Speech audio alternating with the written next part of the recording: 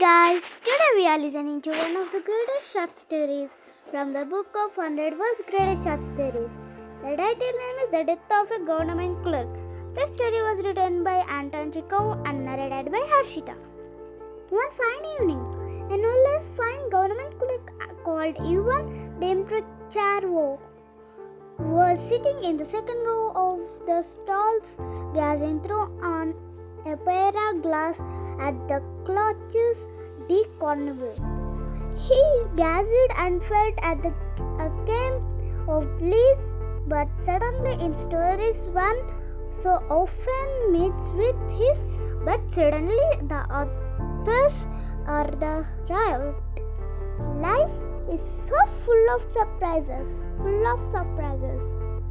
But suddenly his face perked up, his eyes disappeared, his breathing was arrested. He took the opera glass from his eyes, bent over and apchiki. He sneezed, as you presume. It is not reprehensible for anyone to sneeze anywhere. Peasants sneeze, and so do police, superintendents, and sometimes even privy councillors. All men sneeze. Chittikalakar was not in the least confused. He wiped his whiff with his handkerchief and like a polite man looked round to you whether he had disturbed anyone by his sneezing. But then he, overcome with confusion, he saw that an old gentleman sitting in front of him in the first row of the stalls, carefully wiping his blood head and his neck with his glove and muttering something to himself in old gentleman. And Charvo recognized Brizarvo as civilian general serving in the Department of Transparent. I have spattered him, thought Ticaro. He is not the head of my department, but still it's occurred. I must apologize. Charvo gave a cough, but his whole person forward and whispered in the general's ear, "Pardon, Your Excellency. I spattered you accidentally. Never mind. For goodness sake, you said, excuse me.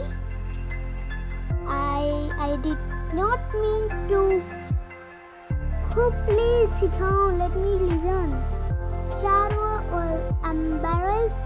He smiled stupidly and fell to gazing at the stage. He gazed at it but was no longer feeling bliss. He began to be troubled by nuisance in the interval. He went up to Brishalvo beside him and, overcoming his shyness, muttered, "I spattered you, Your Excellency. Forgive me. You see, I didn't do it too." "Oh, that's enough.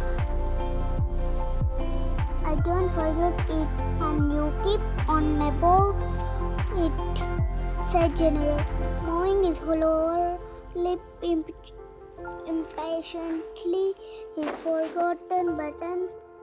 forgotten, but there is a fiendish light in his eye, thought Ticaro, looking suspiciously at the general.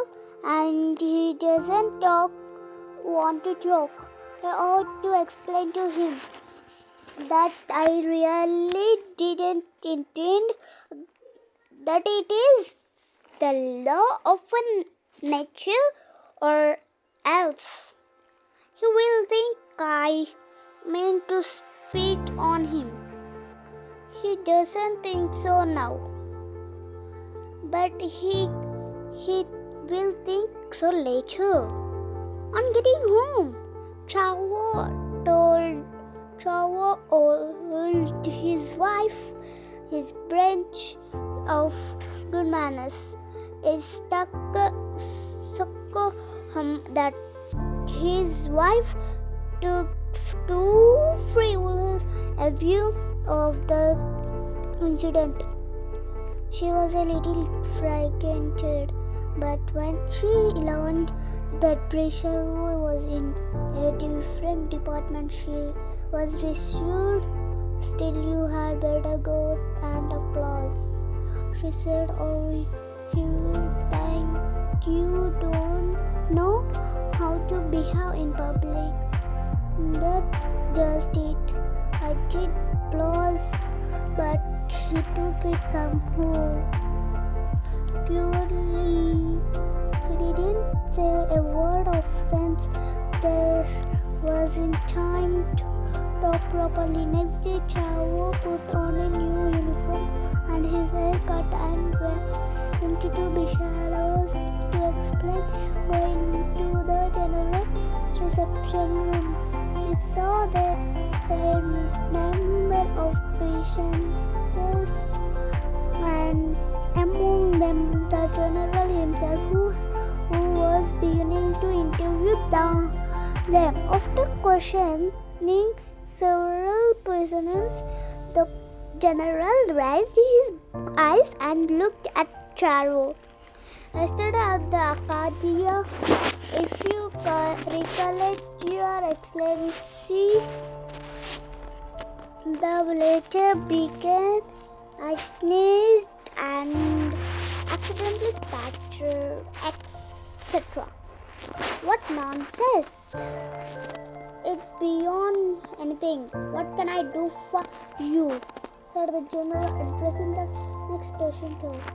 He won't speak, thought Charo, turning pale. That means that he is angry. No, it can't be left like this.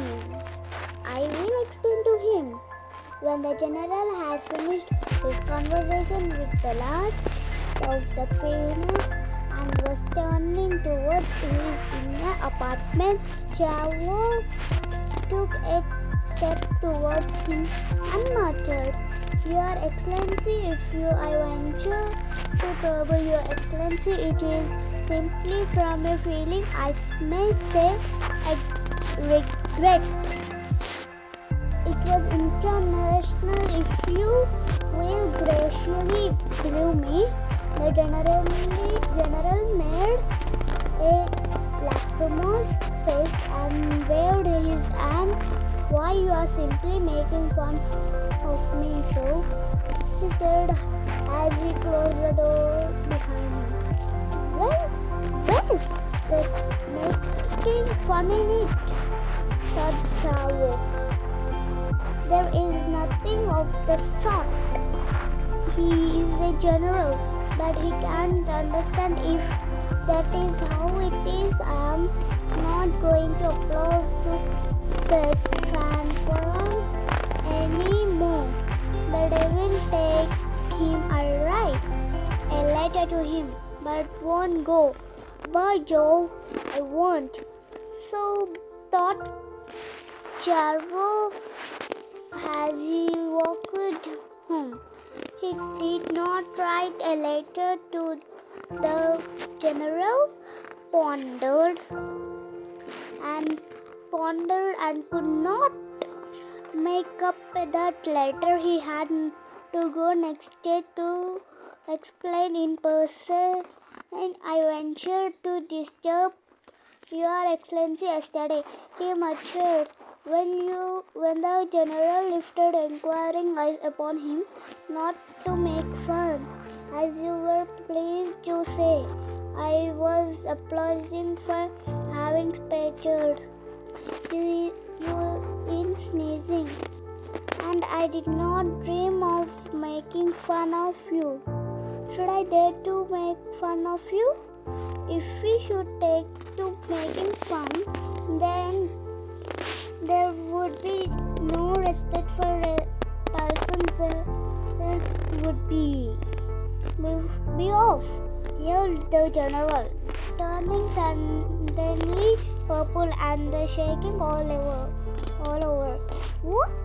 Asked Charwa in a whisper, turning up with horror. Be off, repeated the general, stamping. Something seemed to give way in Charwa's stomach. Seeing nothing and hearing nothing, he reeled to the door, went out into the street, and went staggering along. Reaching home mechanically without taking off his uniform, he lay down on the sofa and died. If you like this video, like, share, subscribe to Chittikalakar. Click the bell icon for more interesting stories.